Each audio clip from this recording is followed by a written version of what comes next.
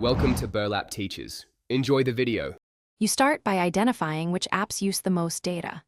Open Settings, go to Network and Internet, then Data Usage and note top consumers. Once done, set your active Wi-Fi as metered so Windows defers non-essential updates and background syncs. Next, pause cloud sync clients like OneDrive or Dropbox and close heavy apps. Doing this immediately reduces ongoing transfers and gives you a clear baseline to measure further changes. Now focus on background processes that quietly eat data.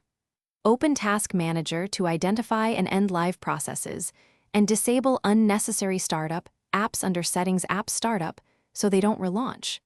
Then go to Privacy and Security and turn off background app permissions for apps you don't need running.